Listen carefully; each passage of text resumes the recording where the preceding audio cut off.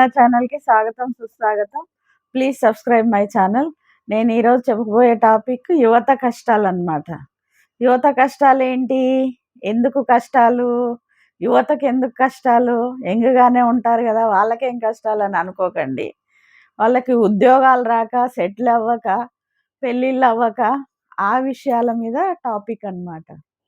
ఎందుకంటే అందరూ చదువుకుంటారు. అందరూ బీటెక్ జేస్తారు. అందరూ మెడిసిన్ జేస్తారు. అందరూ గొప్ప గొప్ప చదువులు బీఎస్సీలు, బీఏలు, బీకామ్‌లు రకరకాల కోర్సులు చదువుతారు. ఏవో కొంతమంది చదువుకోరు. చదువు కొందరు ఒంట పట్టదనమాట. తెలివి బాగుంటుంది. కానీ కొంతమందికి చదువబ్బదు.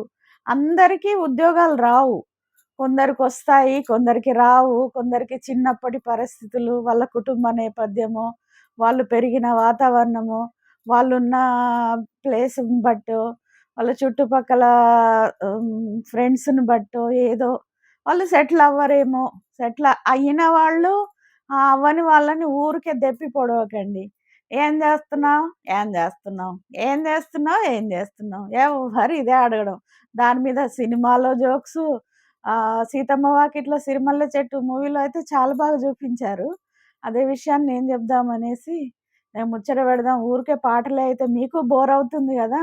అప్పుడప్పుడు ముచ్చట్లు పెడదాం, రకరకాలు పెడదామని చూస్తున్నాను. నా ప్రయత్నానికి ఎంకరేజ్‌మెంట్ ఇవ్వండి మీరు గూడా. అందరూ వినండి. విని మీకు వీలైతేనే వినండి, నచ్చితేనే వినండి.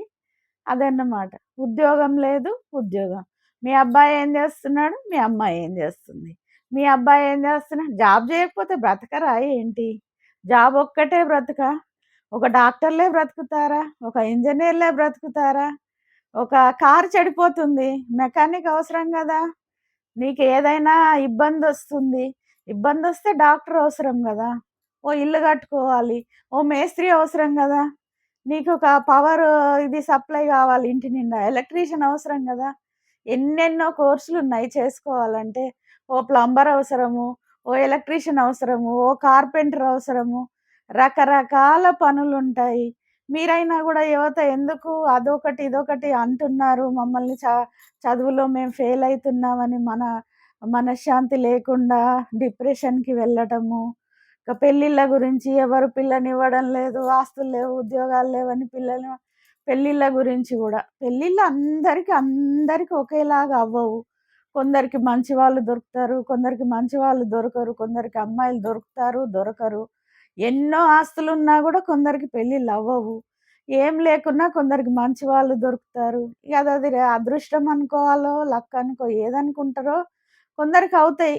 కొందరికవుతాయి, కొందరికవ్వవు.